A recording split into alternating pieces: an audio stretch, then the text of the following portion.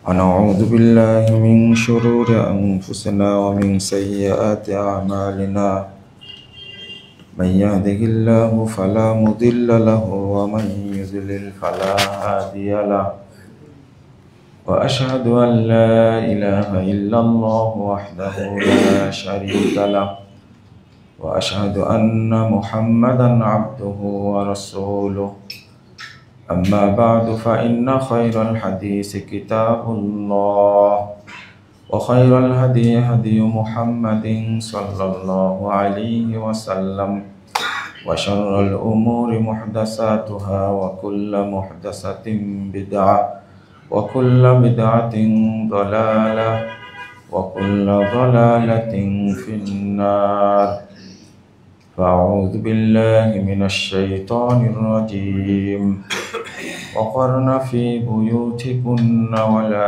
تبرجن تبرج الجاهلية الأولى وقال صلى الله عليه وسلم أعظم النساء بركة أيسرها مودة। সম্মানিত মুসল্লিবৃন্দ,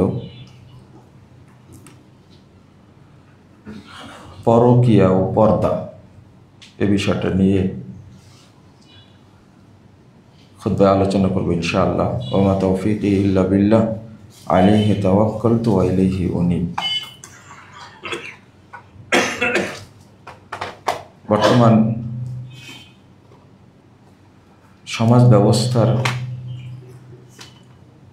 পারিবারিক করুণ অবস্থায় আমরা বিষয়টা পর্যালোচনা করছি, বিগত খুতবায়ও আলোচনা করেছিলাম। তো কিছু প্রচলিত কথা এবং মিথ্যা দাবি পরিবারের অশান্তির কারণ, এইগুলো আলোচনা হওয়া উচিত।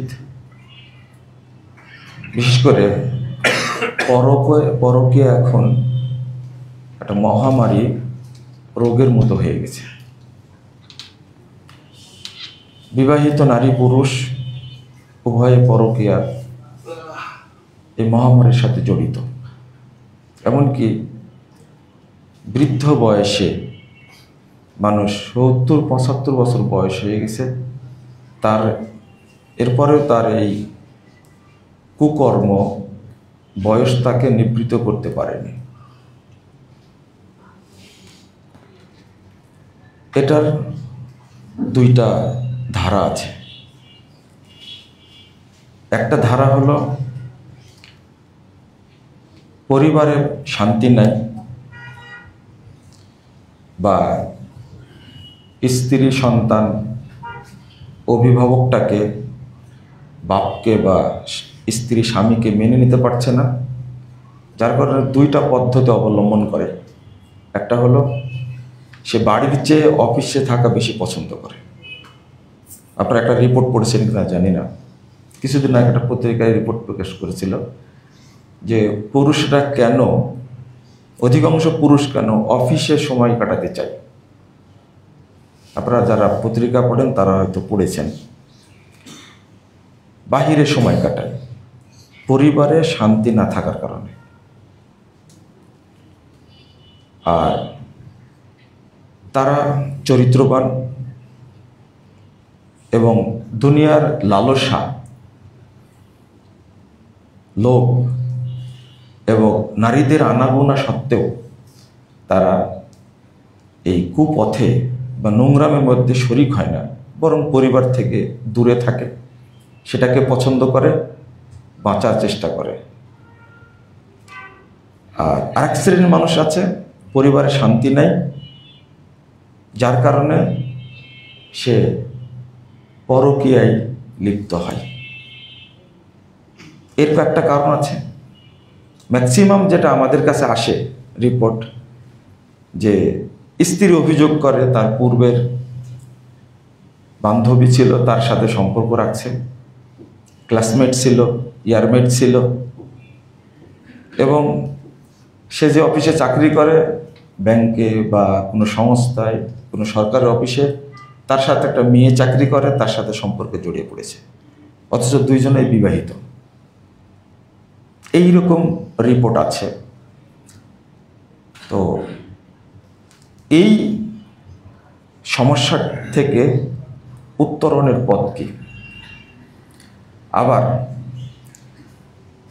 বিবাহিত একজন নারী, সেও পরকীয়ায় লিপ্ত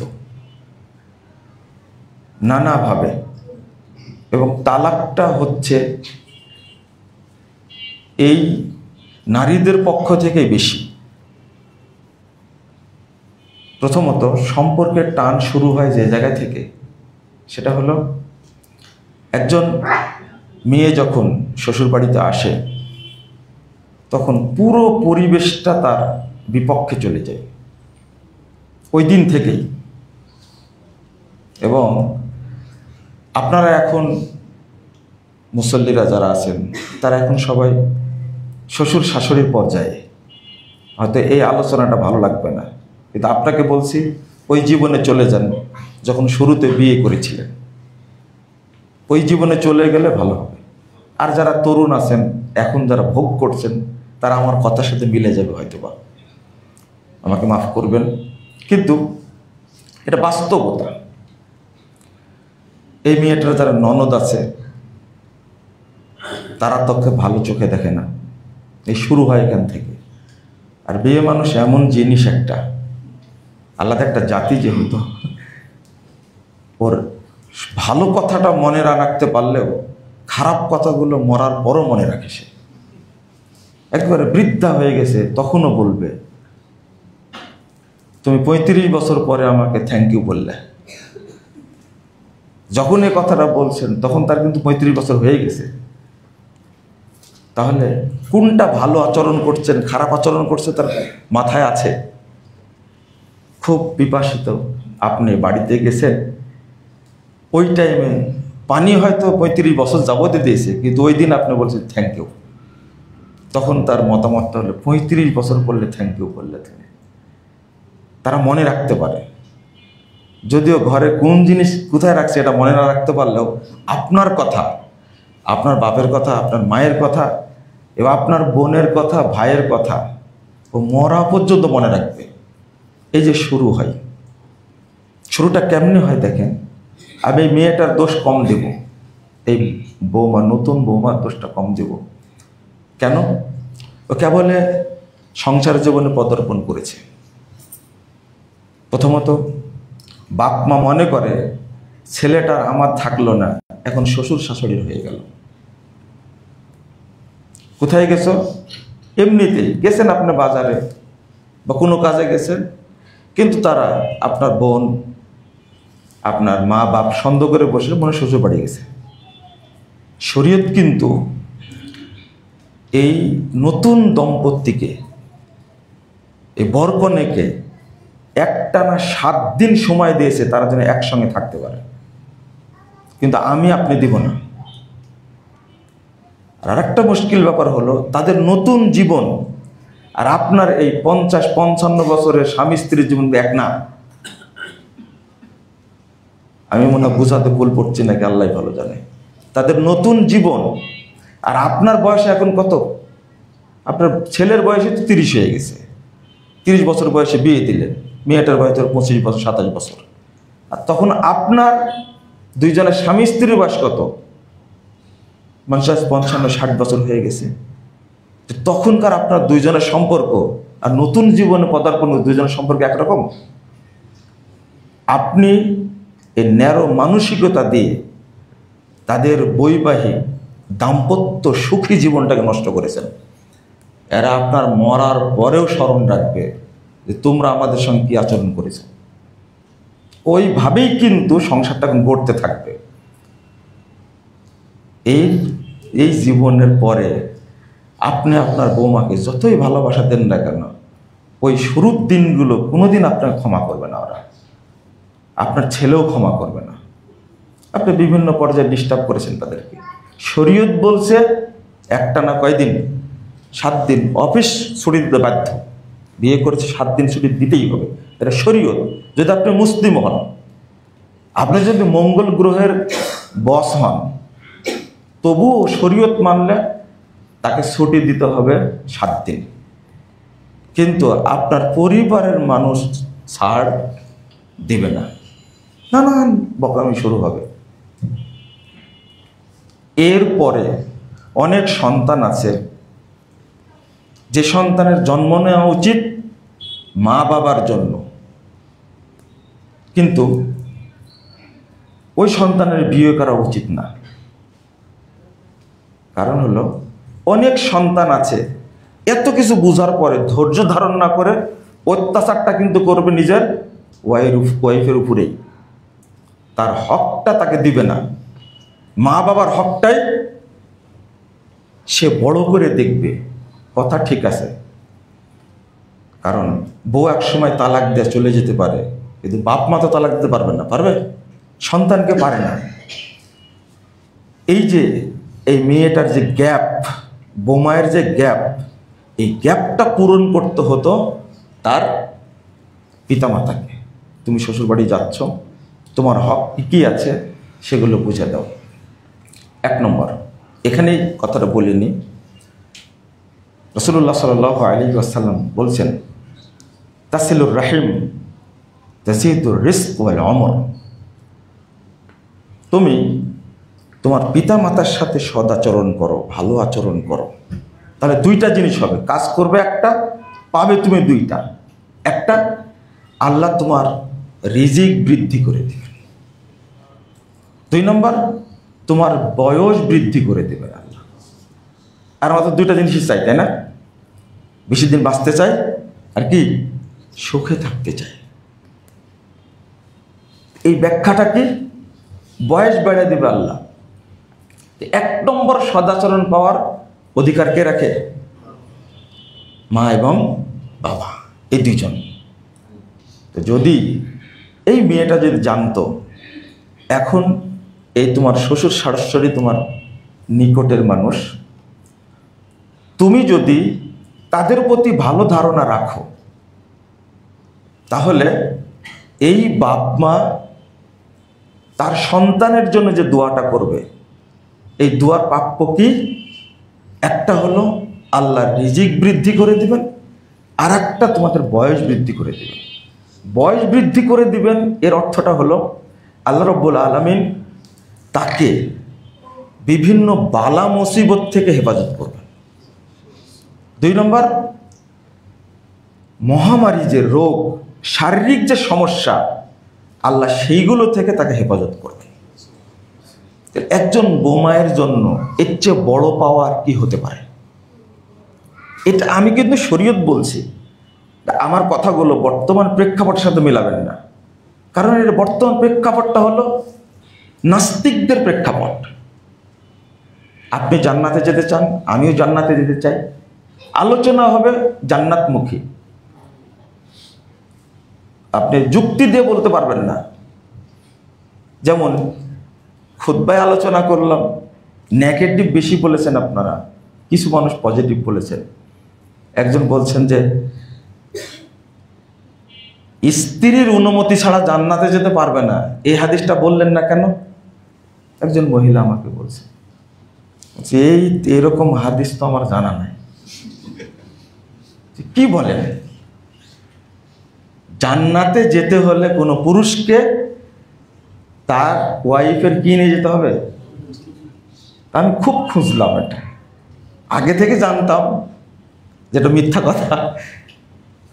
এরপরে বলছেন যে স্বামীর পায়ের নিচে যেমন জান্নাত, তেমনি স্ত্রীর পায়ের নিচেও জান্নাত। কার? স্বামীর। আমি বললাম যে আপনি বুঝে সুঝে কিছু কথা বলেন, এরকম মিথ্যা কথা বলতে হবে না তো, যেটা শরীয়তে নেই বলবেন কেন? বুঝি তাহলে কোনো দলিলই নাই। যদি জাল হাদিস থাকতো বলতে পারতো জাল হাদিস, জালও যদি নাই বলবে কি করে? কিন্তু এটা হলো মেড ইন ম্যাডাম, বুঝছেন তো?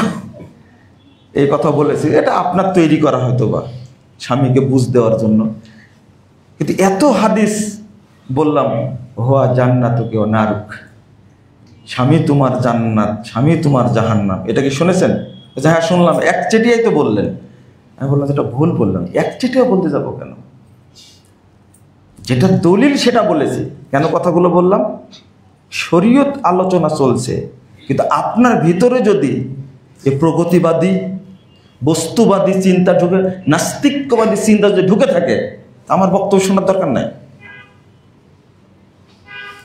আপনি ওই রমনা পার্কেই যান, নিষেধ করেছে আপনাকে? নসিহত করি। আপনি ওই যে কি বলে ছায়ানটে যান, আপনি নাটক করেন। কত মানুষ আছে, কিন্তু ইসলামের সাথে আপনি গাদ্দারি করতে পারেন না। কত মানুষ ইংল্যান্ডে গিয়ে নোংরামি করছে, আপনিও করেন, কিন্তু শরীয়তকে বিতর্কিত করবেন, এইটা কিন্তু আপনাকে ছাড় দেওয়ার সুযোগ নাই। এইভাবে বলতে হবে। শরীয়তের আলোকেই যদি ওই জায়গায় আবার ফিরে যাই, সেটা হলো একজন বৌমা যদি এই হাদিসটা বুঝতেন যে ঠিক আছে, আমরা আমাদের শ্বশুর শাশুড়ির সাথে ভালো আচরণ করে, আর পরিবারে কিভাবে তৈরি হয়েছে, ন্যারেটিভ ধারণা তৈরি হয়েছে কিভাবে। আপনারা সবাই প্রশ্ন করেন যে শ্বশুর শাশুড়িকে আমরা কি বলে ডাকবো? বুঝেননি মনে হয় কথাটা?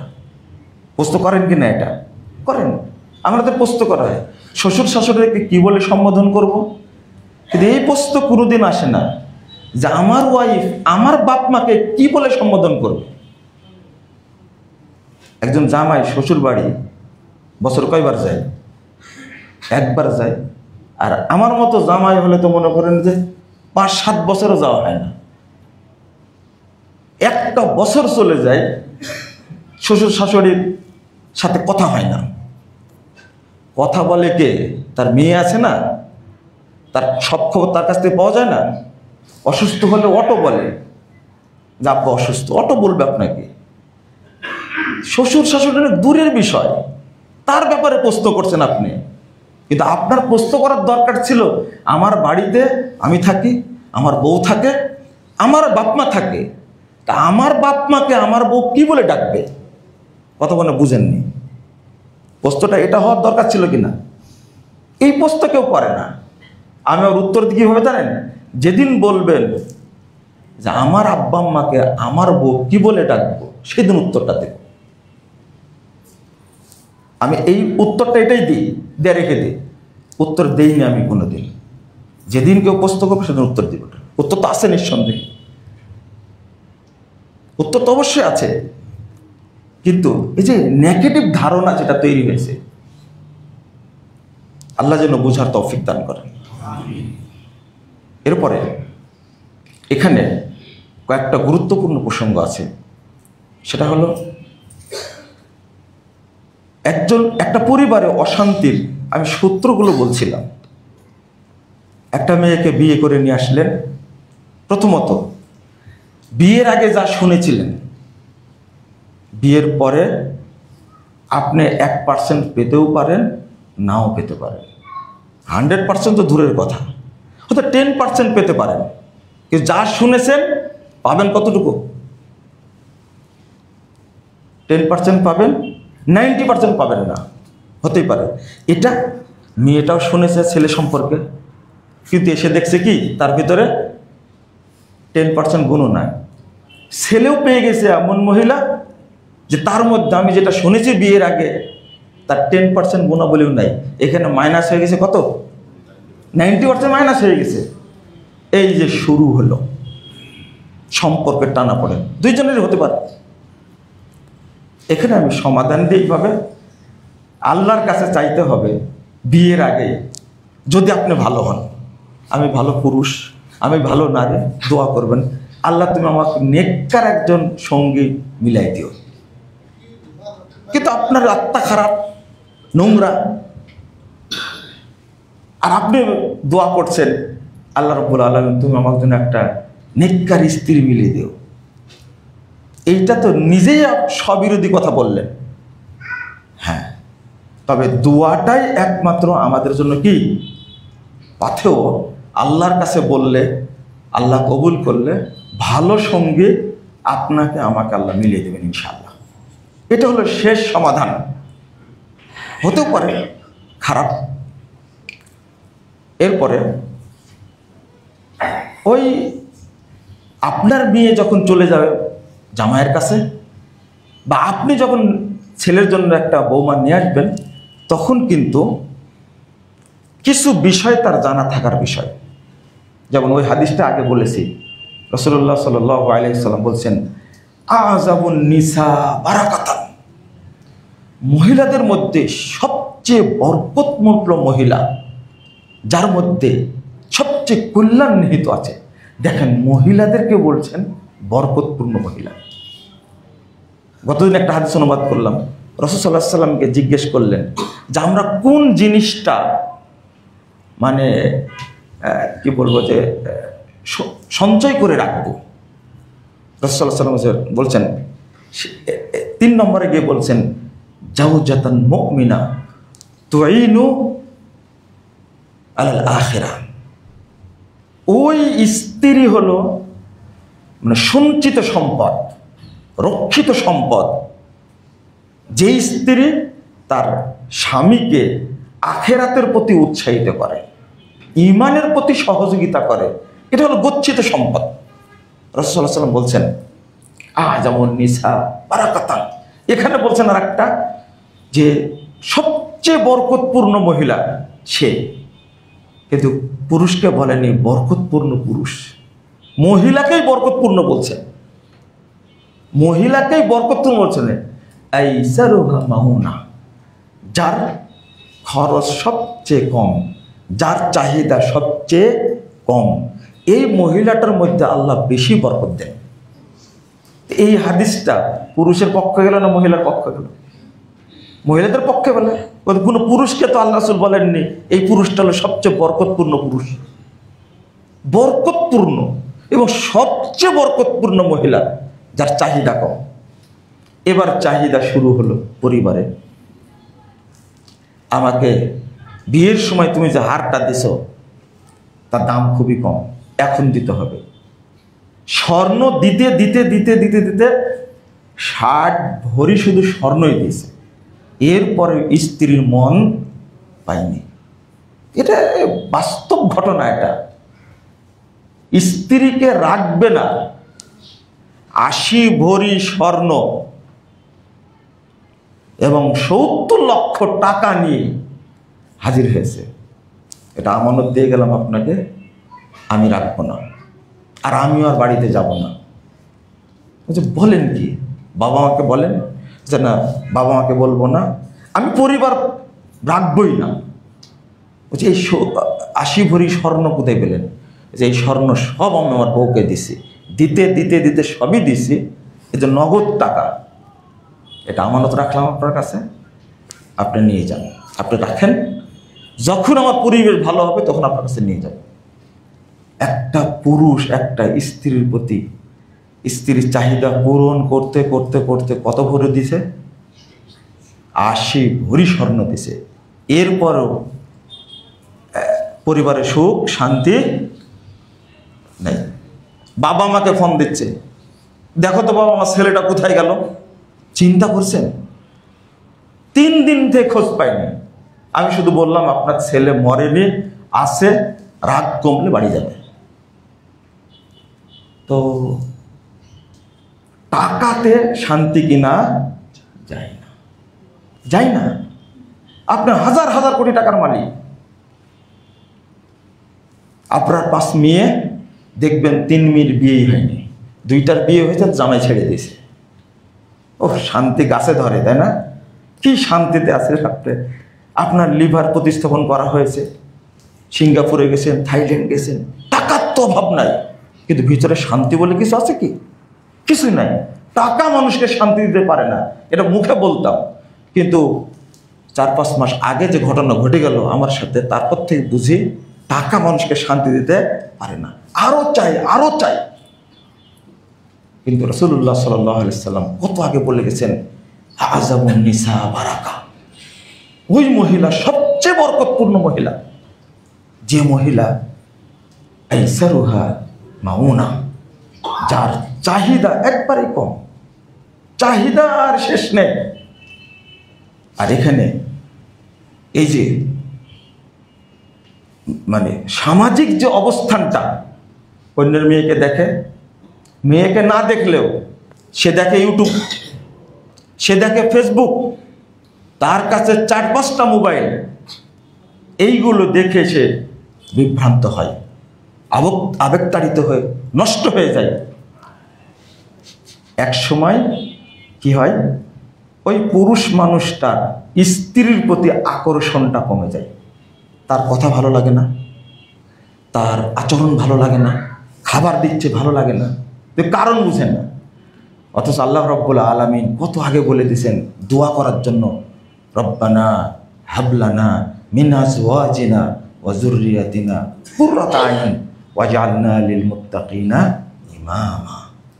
আপনি যতই যাই দেন না কেন, আল্লাহ যদি আপনার পরিবারে বিশেষ রহমত নাজিল না করেন, তাহলে আপনার স্ত্রী এবং আপনার সন্তানরা আপনার চক্ষু শীতল করবে না। রিক্সা চালায়, দিন আনে দিন খায়, কিন্তু বাড়ির যখন বাবা যায়, এই 3-4টা সন্তান দৌড় দিয়ে বাবার কাছে আসে। যা রান্না করেছে, একটা তরকারি, ডাল রান্না করেছে, আলু ভর্তা করেছে, এটা দিয়ে খেয়ে শান্তি করে ঘুমায়, পরের দিন আবার চলে যায়। কি শান্তি! কিন্তু পরিবারে প্রথমে ভিকটিম বানাইছে এই অভিভাবকটাকে। মা বারবার বাপ সম্পর্কে নেগেটিভ ধারণা দিয়ে দিতে বাপ বাড়িতে যায়, খোঁজই রাখে না। যে সন্তান ছোটতে ভাত খেত না বাবা না আসলে, বাবা আসবে 12টা বেজে যাচ্ছে, জেগে আছে, আব্বার সাথে খাবো, একসঙ্গে খাবো, সেই সন্তান একদিন পিতার বিরুদ্ধে চলে যায়। এই যে কিসের থেকে? বাপ একটা বলদ,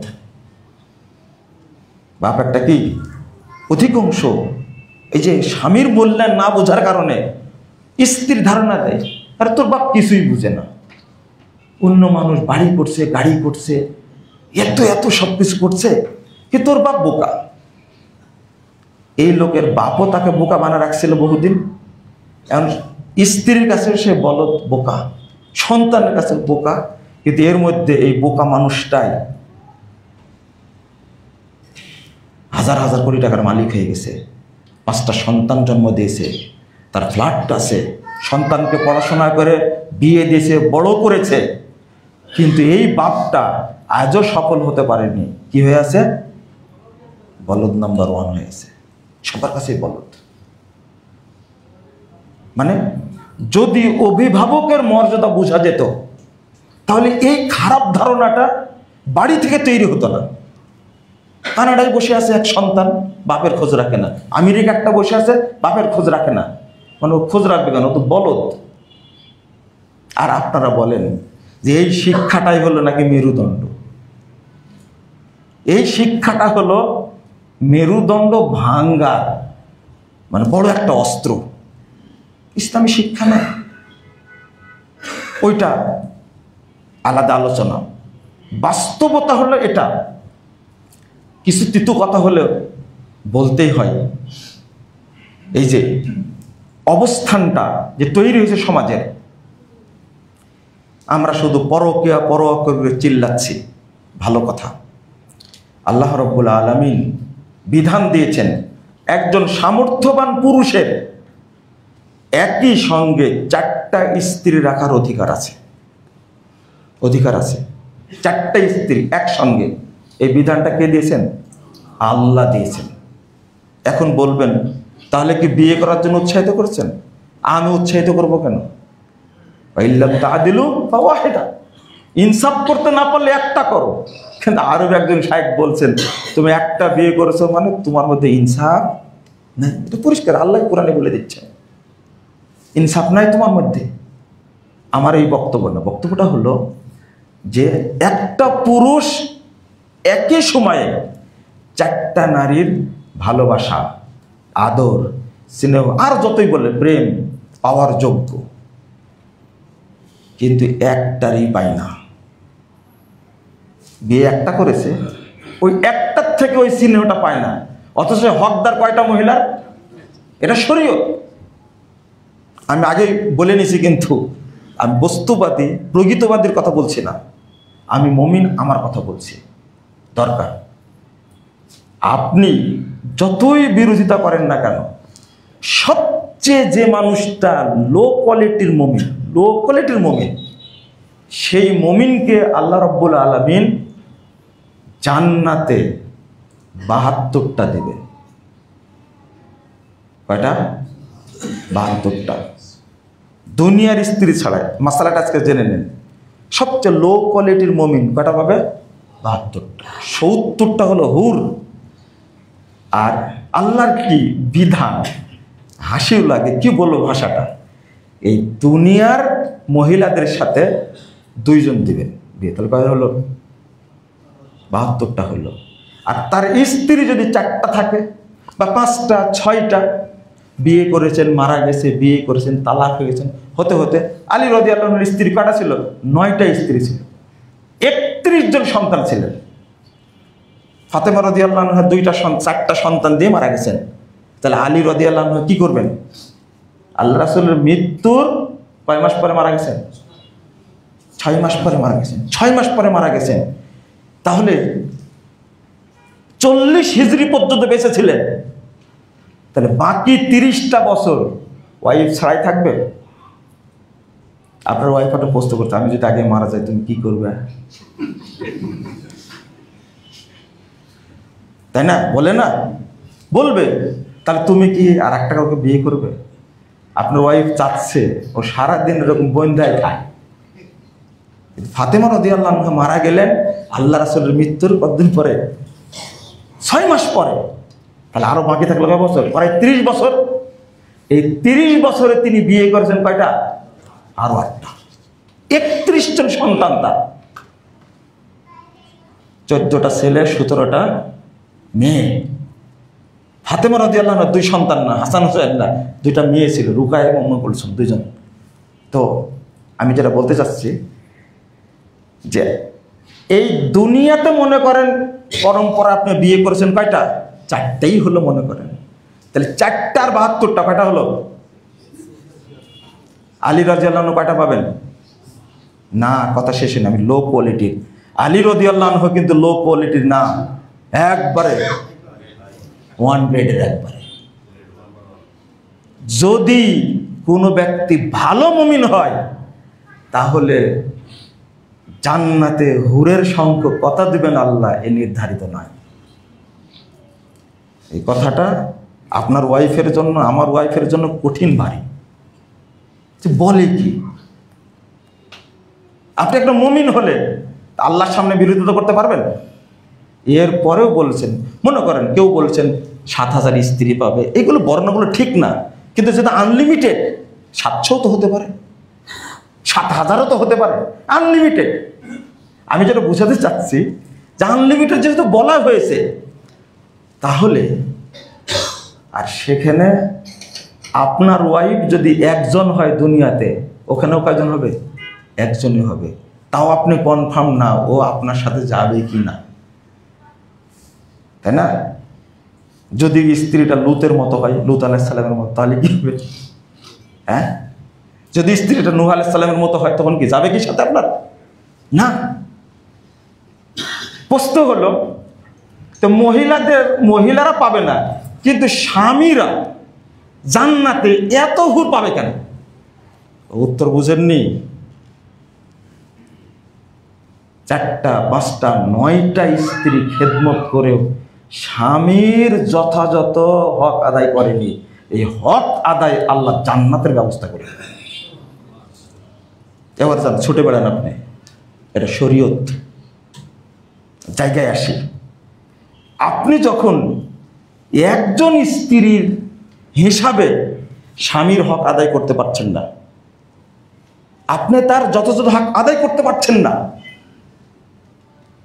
ওই কথাগুলো গতদিনে বলেছিলাম।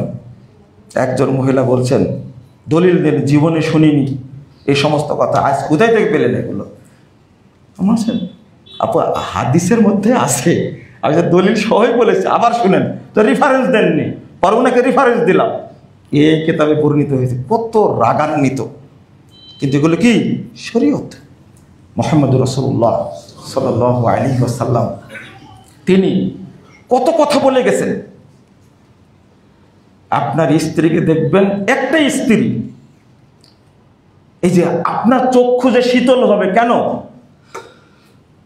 মা আয়েশা রাদিয়াল্লাহু আনহা একজন মহিলা, তার বিয়ে হচ্ছে, এত সুন্দর করে সাজিয়েছেন। স্বামী যখনই বাহির থেকে আসবে তখনই স্ত্রীকে সাজুগুজু করে থাকতে হবে, এটা হাদিস। কিন্তু আপনার স্ত্রী এতই ছেঁচড়া, ওই যে কোন আলেম বলেছেন শরীরে দুর্গন্ধ ঘামের, না রান্না বাড়া করে, সন্তান মানুষ করে, সব ঠিক আছে, তার অবদান অপরিসীম। এই জন্য তো 4টা কাজ করলে জান্নাতে যাবে, তার মধ্যে একটা কঠিন কাজ, সমাত শাহরাহা, সাল্লাত খামসাহা, ও আতারাত বালাহা, ও আহসানাত ফারজাহা। 4টা কাজ করলে আল্লাহ এমন সম্মান দিয়েছেন মহিলাকে, 4টা কাজ করলে জান্নাতের যে কোনো দরজাতে জান্নাতে যেতে পারবে। এটা পুরুষের জন্য আল্লাহ বলেননি। কতদিনে তো বলেছে, কোনো পুরুষ মানুষ আল্লাহকে জীবিত অবস্থায় দেখতে পায়নি। একজন দেখেছেন, সে হলো মহিলা, তিনি কে? আসিয়া, ফেরাউনের স্ত্রী। আর আল্লাহ একজন মহিলাকে সালাম দিয়েছেন, একজন মহিলাকে। আল্লাহ কাউকে সালাম দিয়েছেন রেকর্ড নেই, কিন্তু আল্লাহ সালাম দিয়েছেন মানুষের মধ্যে একজনকে, কোন নবীকেও সালাম দেননি। একজন মহিলাকে সালাম দিয়েছে, তিনি হলেন খাদিজা রাদিয়াল্লাহু আনহা। চিন্তা করেন কি এই মহিলার মধ্যে কি ছিল, কতদিনে বলেছে, আমি ওইদিকে যাচ্ছি না। তো মহিলার সম্মানই বেশি। ছেলেদের সবচেয়ে সম্মান পাওয়ার অধিকারকে মা, উম্মুকা উম্মুকা উম্মুকা, এই হাদিসগুলো আপনাদের জানা আছে। তো জাকির নায়ক আরো সুন্দর করে বলে, ফার্স্ট পুরস্কার তার, সেকেন্ড পুরস্কারও তার, থার্ড পুরস্কারও কি তার, ফোর্থ টাকার বাবার। মর্যাদা, সান্ত্বনা পুরস্কার, মর্যাদা মহিলাদেরই, কিন্তু ওই মর্যাদাটা আমরা নিতে পারি না। হ্যাঁ, আপনি একটু চিন্তা করবেন, চক্ষু শীতল হবে কি করে? ওই রকম স্বামী হিসাবে স্ত্রীর কাছে, ওই রকম স্ত্রী হিসাবে স্বামী হিসাবে ওই রকম, এরকম একটা পর্যায়ে না থাকা পর্যন্ত পরিবারে শান্তি আসার কোনো সুযোগ নেই। আমরা যদি পরিবারটাকে সুন্দরভাবে গড়তে পারি, তাহলে ইবলিস এই পরকীয়াকে দূর করে দেবে, সহশিক্ষা বাদ দিয়ে দেন। এটা তো পারবেন না। আর যে প্রতিষ্ঠানে বানর তৈরি হয়, সেখানে মুসলমানের সন্তান যাবে কেন? এখনো তো মাদ্রাসায় পড়াশোনা করে বিশেষ ক্যাডার হওয়া যায় না? হওয়া যায়। ঢাকা বিশ্ববিদ্যালয়ে পরীক্ষা দিয়ে ফার্স্ট হওয়া যায়, জাজ হওয়া যায়, ম্যাজিস্ট্রেট হওয়া যায়, সচিব হওয়া যায় মাদ্রাসায় পড়ে। তা আমার সন্তান, আপনার সন্তান কেন এই সমস্ত প্রতিষ্ঠানে পড়বে? সহশিক্ষা একটা মহামারী।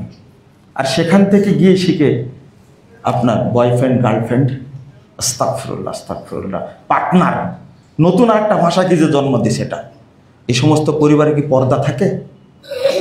বিয়ে করবে না। আর আপনার চিন্তা, শেষ কথা বলে শেষ করে দিই, আপনার চিন্তা একটা, যে মহিলার বাচ্চা হয় না ওই মহিলাকে বিয়ে করতে হবে, তাই না? পারছেন না, ঠিকছে না।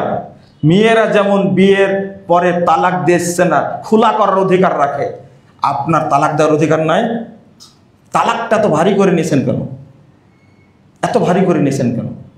মুহাম্মদুর রাসূলুল্লাহ সাল্লাল্লাহু আলাইহি ওয়াসাল্লাম একটা কথা বলার কারণে তালাক দিয়েছেন, একটা কথা বলার কারণে। যেদিন বিয়ে হবে সেই দিন শুধু বলছেন যে আমি আপনার থেকে মুক্ত।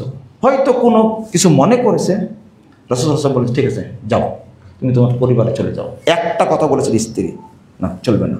প্রথম দিনই বলেছেন, বিয়ের মাজলিসে বসে, বুঝাতে পারলাম না, সহিহ বুখারীর হাদিস, বিয়ের মাজলিসে বসে একটা কথা বলেছেন, যাও তুমি তোমার পরিবারের কাছে চলে যাও, 2টা কাপড় নিয়ে নাও, যাও চলে যাও। আল্লাহর নবী মুহাম্মদ সাল্লাল্লাহু আলাইহি ওয়াসাল্লাম যে তালাক দেন, আর কেন বলছি জানেন? 3টা জিনিসের মধ্যে ও কল্যাণ আছে।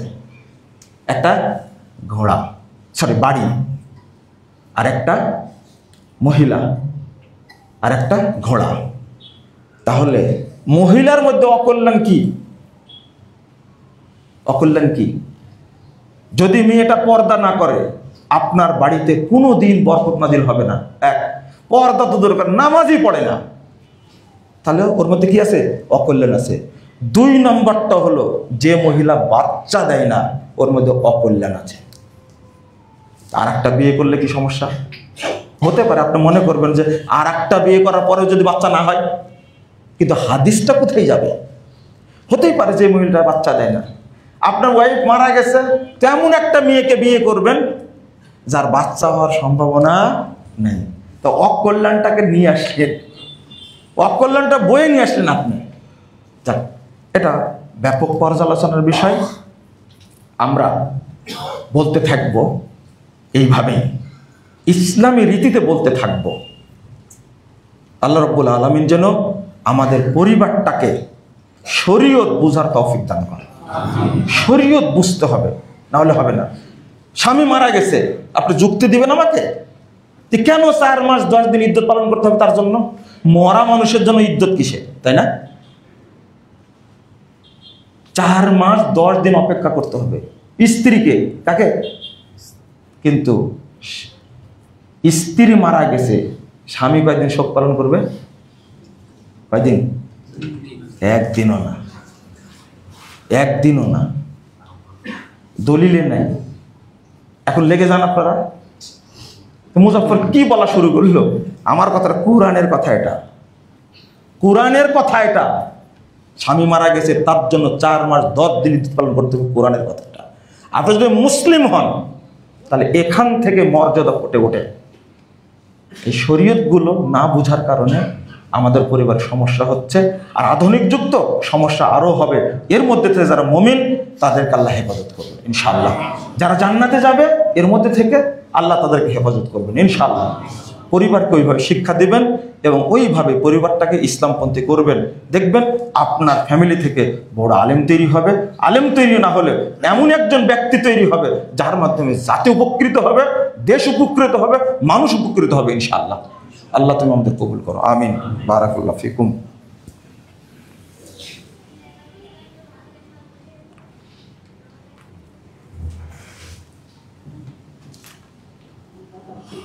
আলহামদুলিল্লাহ ওয়াহদা ওয়াসসালাতু ওয়াসসালামু আলা মান লা নাবিয়্যা বা'দা। আল্লাহুম্মা সাল্লি আলা মুহাম্মাদ ওয়া আলা আলি মুহাম্মাদ কামা সাল্লাইতা আলা ইব্রাহিম ওয়া আলা আলি ইব্রাহিম ইন্নাকা হামিদুম মাজিদ। আল্লাহুম্মা বারিক আলা মুহাম্মাদ ওয়া আলা আলি মুহাম্মাদ